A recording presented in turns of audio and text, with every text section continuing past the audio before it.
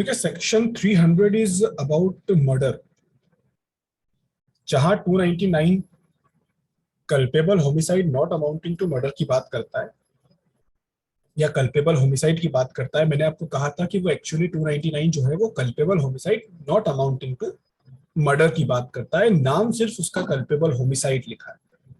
वही सेक्शन 300 जो है ना वो बेसिकली मर्डर की बात करता है। जिन दो चीजों में कंफ्यूजन होता है ना, वो दूसरी चीज ये है मर्डर। तो इस सेक्शन में हम क्या देखेंगे? In this section the definition of culpable homicide appears in an expanded form, यानी ये भी एक तरह का कल्पेबल होमिसाइड है बट एक्सपांडेड फॉर्म, थोड़ा इलेबोरेटेड फॉर्म में। इस सेक्शन के अंदर आपको पहले तो 4 क्लॉज मिलेंगे। 4 क्लॉज, फर्स्टली, सेकेंडली, थर्डली और फोर्थली, ऐसा करके उसमें लिखा हुआ है। Each of the 4 classes require that the act which causes death should be done intentionally or with the knowledge or means of knowing that death is natural consequence of the act।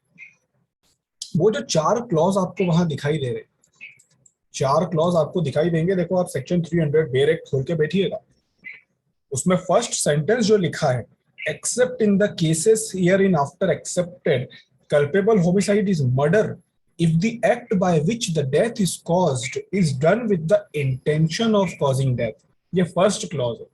फिर second clause में लिखा है if done with the intention of causing such bodily injury as the offender knows too likely to cause the death of the person to whom the harm is caused।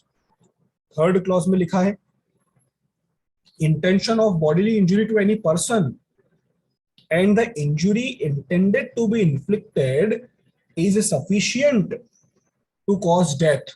और fourth clause लिखा है कि the act knows that it is so imminently dangerous that it must in all probability cause death or such bodily injury as likely to cause death। ये 4 clause, इन चारों clause में एक बड़ी common चीज है कि चारों ही क्लॉजेस में जो एक्ट आपने किया है, जिससे सामने वाले व्यक्ति की मृत्यु हुई है, जिससे सामने वाले व्यक्ति की डेथ हुई है, वो एक्ट इंटेंशनल एक्ट होना चाहिए। इंटेंशनल एक्ट होना चाहिए यानी आपका इंटेंशन होना चाहिए वो करने का कि आप सामने वाले की मृत्यु करना चाहते हो, या आपको उस चीज का नॉलेज होना चाहिए कि आप जो एक्ट कर रहे हो उससे सामने वाले व्यक्ति की मृत्यु हो जाएगी, और या आपको ये पता होना चाहिए कि जो एक्ट आप कर रहे हो उस एक्ट का जो कंसिक्वेंस है वो सामने वाले व्यक्ति की मृत्यु हो सकती है। फर्स्ट क्लॉज में इंटेंशन की बात हुई थी, सेकंड क्लॉज में आपने सामने वाले को ऐसी चोट पहुंचाई है कि उस चोट से सामने वाले की मृत्यु हो जाएगी। थर्ड वाले में आपने जो चोट पहुंचाई है वो चोट ऐसी है जिससे कि सफिशिएंट, जो नॉर्मल चीज होती है, नॉर्मल कि आपने किसी को उस तरह से मारा तो उसकी मृत्यु होना ही है। और फोर्थ में आपने जो एक्ट किया है वो इतना डेंजरस है कि उससे किसी भी हालत में किसी व्यक्ति की मृत्यु हो सकती है। ठीक है, बट यहां पे अब एक चीज याद रखना, intention to kill is not always necessary to make a case of murder. अगर आप किसी व्यक्ति को इंटेंशनली किल करते हो, किसी व्यक्ति को इंटेंशनली मारते हो, तो जरूरी नहीं है कि वो हमेशा मर्डर का केस ही बने। वो culpable homicide not amounting to murder का भी तो बन सकता है, क्योंकि इंटेंशन की बात तो हमने वहां भी करी थी। ठीक है, an offence can not amount to murder unless it falls within the definition of culpable homicide। For this section merely points out the cases in which culpable homicide is murder। अच्छा, मैंने आपको परसों एक चीज बता दी थी कि all murders are culpable homicide but every culpable homicide is not murder। मैंने आज फिर लिखा है यहाँ पे, every murder is culpable homicide but every culpable homicide is not murder। मतलब हम कह सकते हैं कि मर्डर जो है ना वो कल्पेबल होमिसाइड का थोड़ा एग्रावेटेड फॉर्म, उससे एक बड़ा फॉर्म। इसीलिए हर मर्डर एक कल्पेबल होमिसाइड होता है, पर हर कल्पेबल होमिसाइड एक मर्डर नहीं होता है। और किसी भी ऑफेंस को अगर मर्डर बनना है, किसी भी ऑफेंस को अगर मर्डर प्रूफ होना है तो उसकी पहली कैटेगरी ये है कि वो कल्पेबल होमिसाइड ये प्रूफ हो जाना चाहिए। ठीक है, मतलब कल्पेबल होमिसाइड तो होगा ही होगा। फिर हमको सेक्शन 300 देखना है कि कौन कौन से केस में कल्पेबल होमिसाइड मर्डर कहलाएगा। तो ये सेक्शन एक्चुअल में मर्डर को डिफाइन नहीं करता है, ये सेक्शन एक्चुअल में सिर्फ वो केसेस बताता है जिसमें कल्पेबल होमिसाइड मर्डर कहलाएगी। तो ये सेक्शन सिर्फ ये बताता है कि कल्पेबल होमिसाइड मर्डर कब कहलाएगी। ठीक है, तो कोई भी मर्डर कल्पेबल होमिसाइड तो कहलाएगा ही कहलाएगा। ठीक है, बट कोई जो कल्पेबल होमिसाइड है, ठीक है, जरूरी नहीं कि वो मर्डर कहलाए या ना कहलाए। हर मर्डर कल्पेबल होमिसाइड कहलाएगा, पर हर कल्पेबल होमिसाइड मर्डर कहलाए ये जरूरी नहीं है, इस चीज को याद रखिएगा। फिर सवाल ये उठता है कि अगर किसी कल्पेबल होमिसाइड को मर्डर कहलाना है, कोई कल्पेबल होमिसाइड अगर मर्डर है तो कैसे प्रूफ होगा। तो to render culpable homicide murder the case must come within the provisions of clause 1 2 3 1 2 3 of section 300 and must not fall within any one of the 5 exceptions attached thereto। ये जो आपको 1 2 और 3 4 क्लॉज मैंने आपको बताया ना, ये 1 2 3 5 लिखा गया गलती से, ये 4 है। वो 1 2 3 4 क्लॉज जो मैंने आपको दिखाया अभी, फर्स्टली सेकेंडली थर्डली फोर्थली, इन चारों में से किसी भी एक कैटेगरी में आपका ऑफेंस फॉल करना चाहिए तो वो मर्डर कहलाएगा। और साथ ही साथ अभी 5 एक्सेप्शन और आएंगे इस सेक्शन के नीचे। आप देखो पढ़ने पलटा के, एक्सेप्शन 1 एक्सेप्शन 2 एक्सेप्शन 3 लिखा हुआ है। उसमें लिखा है कि कल्पेबल होमिसाइड मर्डर कब नहीं कहलाता। वो जो एक्सेप्शन है ना, उसमें ये लिखा है कि कल्पेबल होमिसाइड मर्डर कब नहीं कहलाता, तो उसमें फॉल नहीं करना चाहिए, क्योंकि अगर उसमें फॉल करेगा ना तो फिर वो मर्डर नहीं कहलाएगा। ठीक है, अब मैं कुछ केस लॉ बताता हूं आपको, जिन केस लॉ में अभी तक आपको ये समझ में आ रहा होगा कि ये क्या कल्पेबल होमिसाइड मर्डर क्या चल रहा है, डिफरेंस तो समझ ही नहीं आ रहा है। अभी डिफरेंस समझ में आएगा आपको। देखो, ये दो ऑफेंसेस में सबसे पहले जो डिफरेंस निकालने की शुरुआत हुई थी वो 1876 में ही हो गई थी। मतलब आईपीसी बना उसके 16 साल बाद, 1860 में आईपीसी बना, और 1876 में जब यहाँ पे ब्रिटिश की कोर्ट चलती थी, तब एक केस था बड़ा फेमस जिसका नाम आपने बहुत बार सुना होगा, गोविंदास केस, रेग वर्सेस गोविंदा। इसमें जस्टिस थे जस्टिस मेलविल। उन्होंने सबसे पहली बार इन दोनों ऑफेंसेस में डिफरेंस फिगर आउट करने की कोशिश की, यानी कल्पेबल होमिसाइड और मर्डर को डिस्टिंग्विश करने की कोशिश सबसे पहली बार रैग वर्सेस गोविंदा वाले केस में हुई थी। ये तो हुआ ब्रिटिश एरा का केस। फिर आया इंडिया का, तो इंडिया में इसकी कोशिश की गई 1977 में। मतलब आप देखिए लगभग 101 साल बाद, 1876 से 1977। सरकारिया जस्टिस थे एक हमारे, केस का नाम था Punayya's case, state of Andhra Pradesh versus R Punayya. 1977 का सुप्रीम कोर्ट का बड़ा फेमस केस है। इस केस के अंदर अभी हम वो रैग वर्सेस गोविंदा वाला केस नहीं देख रहे, अभी हम सिर्फ इंडिया वाला केस देख रहे हैं। ये पुनाया वाले केस में सरकारिया जस्टिस ने ये कहा कि हमारे पीनल कोड के according culpable homicide is a genus and murder is it's species. आपको अब जीनस और स्पीशी का मतलब समझना पड़ेगा। देखो, जीनस का मतलब होता है कि कोई एक पर्टिकुलर किसी, मतलब आप बायोलॉजी से अगर कोई स्टूडेंट रहा होगा तो उसको पता होगा कि जीन का मतलब क्या होता है। मतलब एक पूरा का पूरा ऑर्गेनाइजेशन जिससे चलता है, किसी भी ऑर्गेनिज्म का पूरा फैमिली जो होता है ना, वो, ठीक है, मतलब एक ऐसी कैटेगरी जो स्पीशीज के ऊपर होती, ठीक है, स्पीशीज जो होती है वो किसी पर्टिकुलर कैटेगरी को कहा जाता है ना, और उसके भी ऊपर जो, जिसके अंदर वो सारी कैटेगरीज आती है उसको जीनस कहा जाता है। ठीक है, बात समझ में आई? ठीक है, तो जीनस के अंदर सब कुछ आ जाता है। बहुत सारे टाइप की कैटेगरी होती है जीनस के अंदर, और हर एक कैटेगरी को स्पीशीज बोलते हैं, स्पीशी कहते हैं।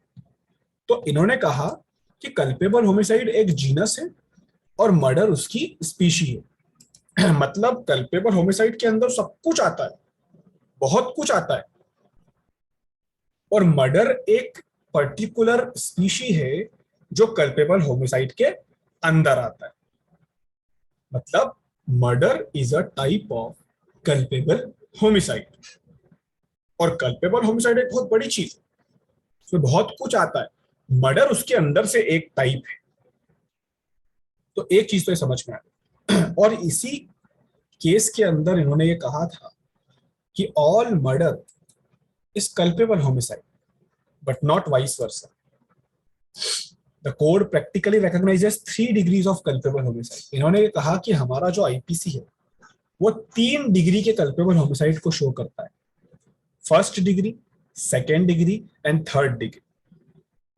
मतलब फर्स्ट डिग्री कल्पेबल होमिसाइड को सेक्शन 300 मर्डर कहते हैं, सेकेंड डिग्री को कहते हैं पार्ट 1 ऑफ सेक्शन 304, और उसके बाद आता है culpable homicide of third degree.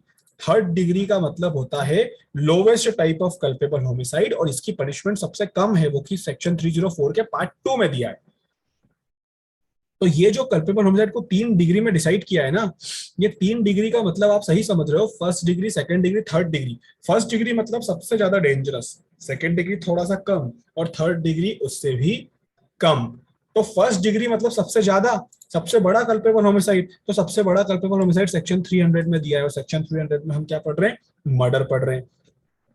फिर आता है second degree culpable homicide. Second degree culpable homicide का मतलब होता है कि कल्पेबल होमिसाइड तो वो है ना, पर वो पूरी तरह से मर्डर नहीं है, या मैं कहूं कि वो मर्डर है ही नहीं। या आपको मिलेगा सेक्शन 304 के अंदर, आप सेक्शन 304 के अंदर जाओ, बेरेक का पेज पलटाओ, आपको 304 के अंदर 2 पार्ट दिखाई देंगे, पहला पैराग्राफ और दूसरा पैराग्राफ। तो जो पहला पैराग्राफ है उसमें क्या लिखा है? whoever commit culpable homicide not amounting to murder shall be punished with life imprisonment or imprisonment which may extend to 10 years and shall also be liable to fine। तो वो है सेकेंड डिग्री का culpable homicide. फिर आता है third degree culpable homicide. Third degree वाला सबसे lowest होता है, सबसे लोवेस्ट वाला सेकेंड पैराग्राफ, उसमें क्या लिखा है? if the act by which the death is caused is done with the intention of causing death, है ना, फर्स्ट पैराग्राफ में ये लिखा था, सेकेंड में लिखा है imprisonment which may extend to 10 years or with fine or with both if the act is done with the knowledge that it is likely to cause death but without any intention। अब आप एक चीज समझना, ये first degree वाला जो culpable homicide है ना, मर्डर, इसमें इंटेंशन भी है मारने का, किसी व्यक्ति को मारने का इंटेंशन भी है। सेकेंड डिग्री वाला जो कल्पेबल होमिसाइड है, इसमें भी किसी व्यक्ति को मारने का इंटेंशन है, लेकिन जो थर्ड डिग्री वाला है ना, इसमें किसी व्यक्ति को आपने मारा बट आपका इंटेंशन नहीं था मारने का, आपको सिर्फ नॉलेज था कि आप जो एक्ट कर रहे हो उससे इसकी जान जा सकती है, आपका इंटेंशन उसकी मृत्यु करना नहीं था, सिर्फ नॉलेज था कि आप जो कर रहे हो उससे वो मर सकता है, बट आपने कर दिया। तो इसको थर्ड डिग्री कल्पेबल होमिसाइड कहा जाता है, लोवेस्ट डिग्री। इसकी सजा सिर्फ 10 साल तक की हो सकती है, फाइन भी हो सकता है साथ में, और दोनों भी हो सकते हैं। तो ये जो कल्पेबल होमिसाइड को 3 डिग्री में आईपीसी में शो किया गया, ये सबसे पहले पुनाया वाले केस के अंदर सुप्रीम कोर्ट ने फिगर आउट किया। अब मैं आपको बताता हूं सेक्शन 299 और सेक्शन 300 के बीच में बेसिक सा डिफरेंस क्या है। डिस्टिंक्शन मैंने यहाँ पे क्लासिफाई किया है पैराग्राफ बना के, अब आप समझना इसको, दोनों में डिफरेंस शो कर रहा हूं। सेक्शन 299 इस तरफ है लेफ्ट पे, और 300 जो है ना वो राइट तरफ पे चल रहा है। A person commits culpable homicide if the act by which the death is caused is done। Intention की बात कर रहा हूं सबसे पहले, फिर नॉलेज की बात कर रहा हूं। यहाँ पे ये इतना पैराग्राफ जो है इंटेंशन का है, और फिर ये जो फोर्थ वाला क्लॉज है ये नॉलेज का है ना। कोई भी व्यक्ति कल्पेबल होमिसाइड करेगा अगर उसके एक्ट से किसी व्यक्ति की जान जाती है और इंटेंशन वहां पे उसका जान लेने का होता है, या इंटेंशन वहां पे उसका कोई ऐसी इंजुरी करने का होता है जिससे सामने वाले की जान चली जाए। मतलब कल्पेबल होमिसाइड के लिए दो तरह के इंटेंशन चाहिए, दोनों में से कोई एक भी चले। जान लेने का इंटेंशन या ऐसी बॉडीली इंजुरी पहुंचाने का इंटेंशन जिससे सामने वाले की जान जा सकती है। लाइकली का मतलब होता है कि चांसेस है कि आप जो एक्ट कर रहे हो उससे सामने वाले की जान जा सकती है, आपके उस बॉडी के लिए इंजुरी से सामने वाले की जान जा सकती है। ठीक है, तो कल्पेबल होमिसाइड में दो इंटेंशन देखे, या तो इंटेंशन टू कॉज डेथ या फिर intention of causing bodily injury which is likely to cause death. लेकिन सेक्शन 300 के अंदर कोई कल्पेबल होमिसाइड मर्डर कहलाएगा अगर डेथ हुई है with the intention of causing death. अबे with the intention of causing death वाली बात समझना, ये दोनों में कॉमन है ना, ये दोनों में कॉमन है। देखो आप, आपको दोनों में कॉमन दिखाई दे रही है, दोनों में कॉमन। ठीक है, दूसरा, with the intention of causing such bodily injury as the offender knows to be likely to cause the death of the person to whom the harm is caused। देखो सेकेंड वाला जो इंटेंशन है ना, वो भी यहां तक तो सेम है कि आपने कोई ऐसी बॉडीली इंजुरी पहुंचाई है जिससे सामने वाले की जान जा सकती है, causing bodily injury likely to cause death. लेकिन एक एक्स्ट्रा चीज जुड़ गई कि डेथ उसी व्यक्ति की होना चाहिए जिसको आपने हार्म किया हो। ये चीज यहाँ पे मिसिंग है। ये चीज सेक्शन 299 में मिसिंग है। वन सेकेंड ना, वन सेकेंड।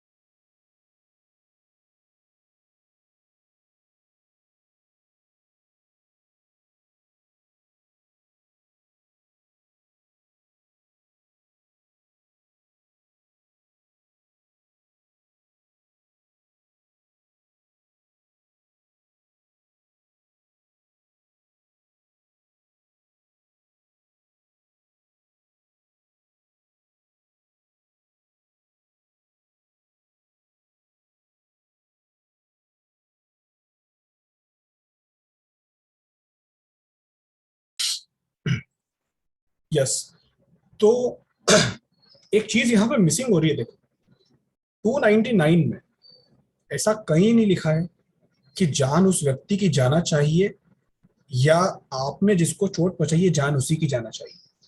बट सेक्शन 300 में आपको एक पॉइंट एक्स्ट्रा दिखा कि आपका इंटेंशन कोई ऐसी चोट पहुंचाने का था जो आप जानते थे कि सामने वाले व्यक्ति की जान ले सकता है, और जान उसी व्यक्ति की ले सकता है जिसको आपने वो हार्म पहुंचाया है। ठीक है, फिर तीसरा intention, with the intention of causing bodily injury to any person and the bodily injury intended to be inflicted is sufficient in the ordinary cause of nature to cause death। ये तीसरा वाला जो इंटेंशन है, देखो आपको ये भी section 299 के अंदर से मिसिंग दिख रहा है। यहां से हम एक डिफरेंस फिगर आउट कर सकते हैं। देखो दो डिफरेंस मैंने आपको क्लियरली शो कर दिया, एक तो सेकंड वाले क्लॉज में और एक थर्ड वाले में दिखा रहा हूं। इसमें क्या लिखा है, आपका इंटेंशन था उसको बॉडीली इंजुरी करने का, आपने किया। वो जो बॉडीली इंजुरी आपने की थी, वो बॉडीली इंजुरी इस तरह की थी कि वो सफिशिएंट है किसी की जान लेने के लिए। मतलब इंजुरी इस कदर की पहुंचाई जो उसकी जान ले सकती है, सफिशिएंट है जान लेने की। ठीक है, फिर आती है नॉलेज की बात।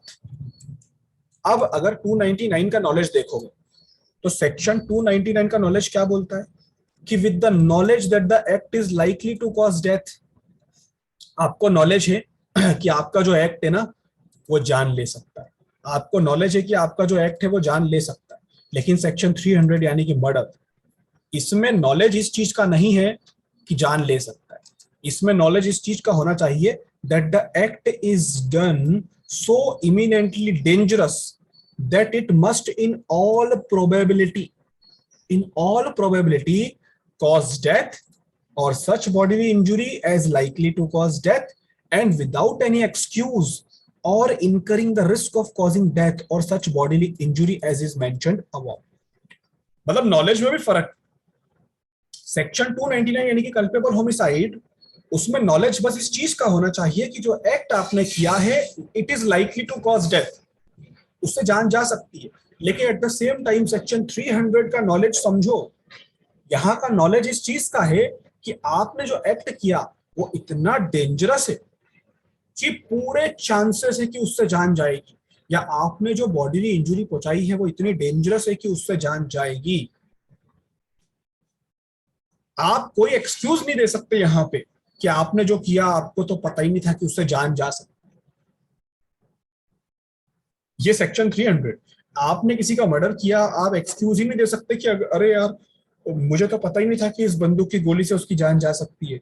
लेकिन कल्पेबल होमिसाइड में आप बोल सकते हो कि यार मुझे तो पता ही नहीं था कि इससे जान जा सकती है, पर मर्डर में तो बोल ही नहीं सकते, क्योंकि आपने जो एक्ट किया है वो इतना डेंजरस है, आपका नॉलेज है इस चीज का कि आप जो एक्ट कर रहे हो वो इतना डेंजरस है कि जान जाना संभव है, उसमें निश्चित है जान जाना, आप कोई एक्सक्यूज नहीं दे सकते। तो अब देखो, पहले तो मैं सिमिलैरिटी बता देता हूँ आपको। सिमिलैरिटी क्या है?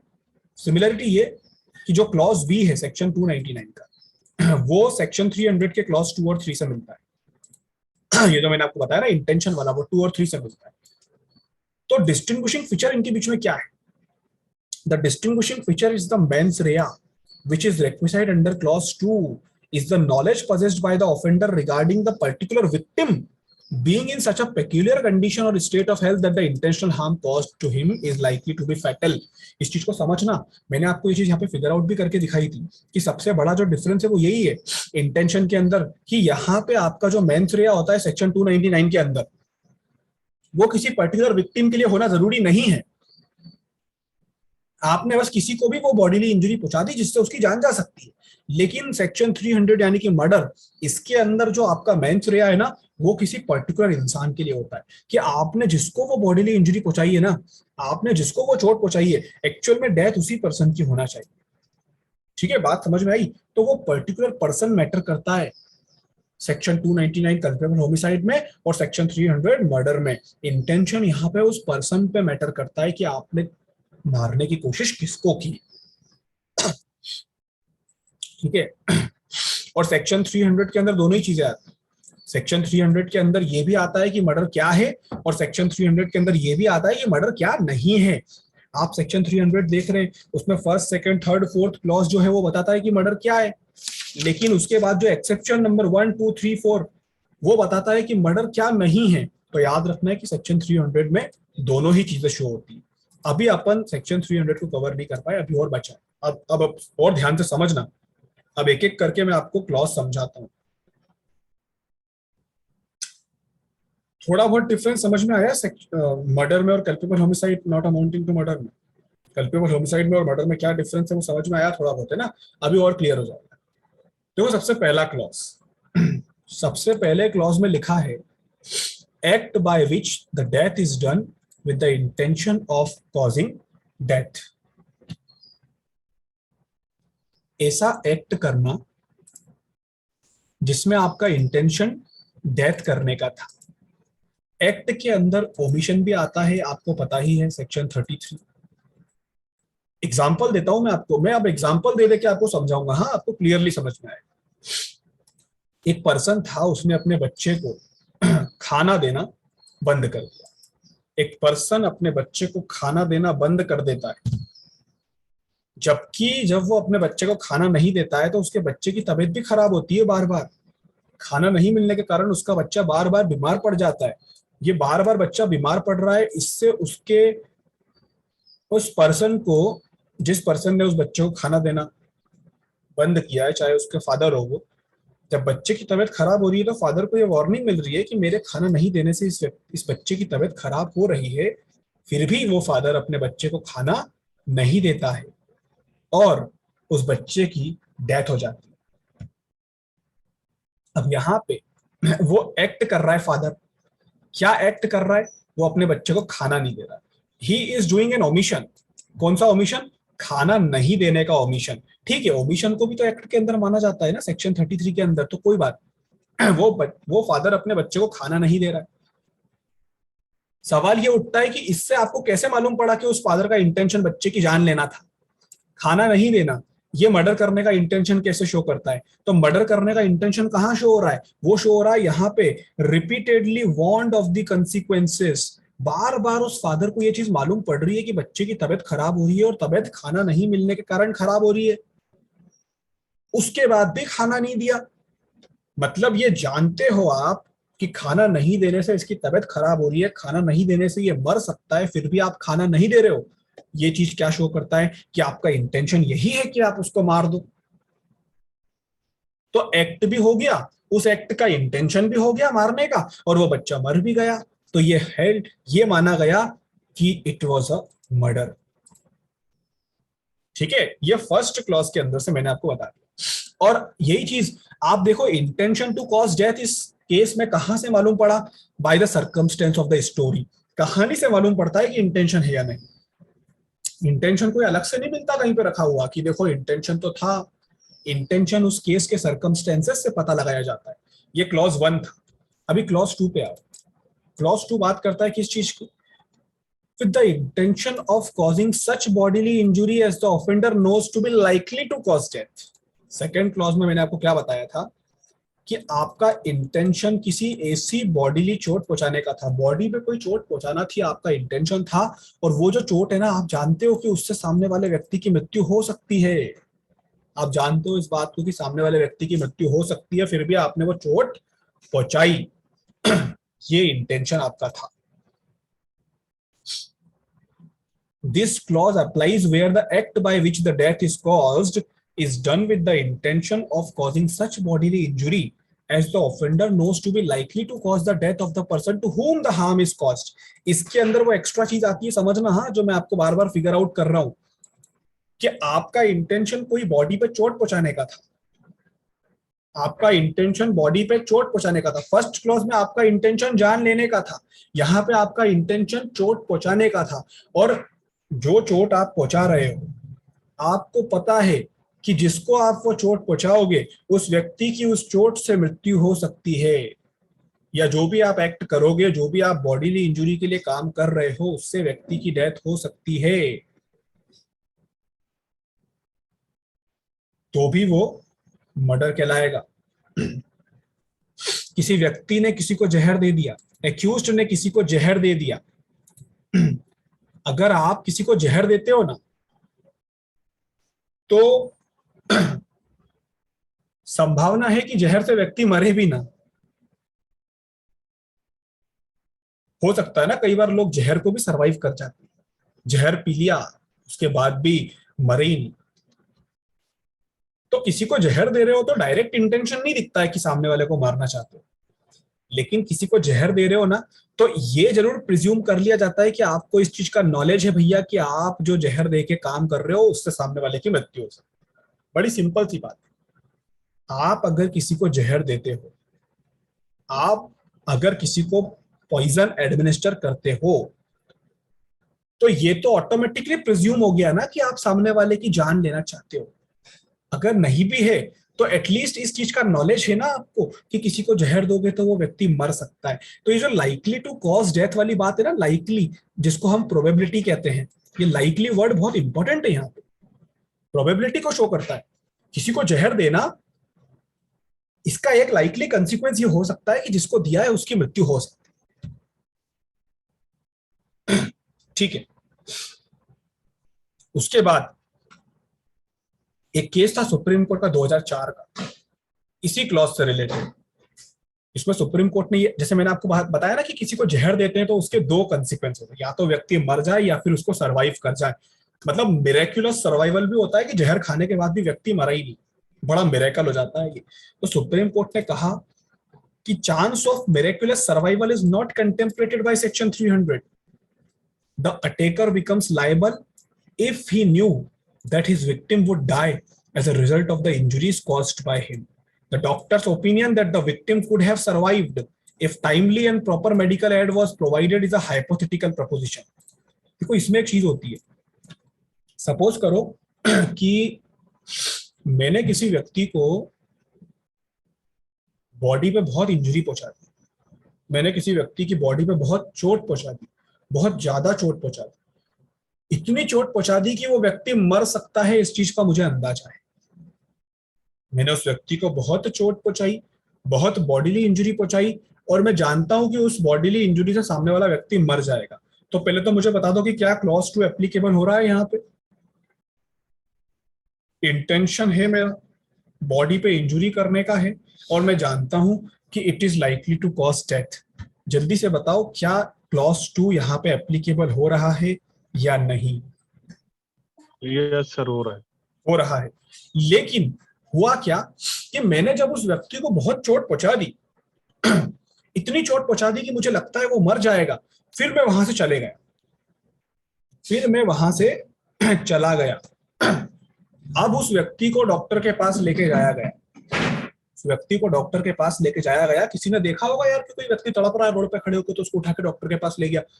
अब वो व्यक्ति को डॉक्टर के पास जब लेके जाया गया तो डॉक्टर ने क्या कहा कि he is no more. Doctor ने कह दिया कि ही इज नो मोर, मतलब कि वो मर गया। लेकिन डॉक्टर ने यह भी कहा कि अगर 10 मिनट पहले इसको लेके आ जाते तो इसको बचाया जा सकता था। अगर 10 मिनट पहले लेके आ जाते तो इसको बचाया जा सकता था। अगर इसको प्रॉपर ट्रीटमेंट मिल जाता तो इसको बताया जा सकता था। डॉक्टर का ये ओपिनियन रिकॉर्ड भी किया गया।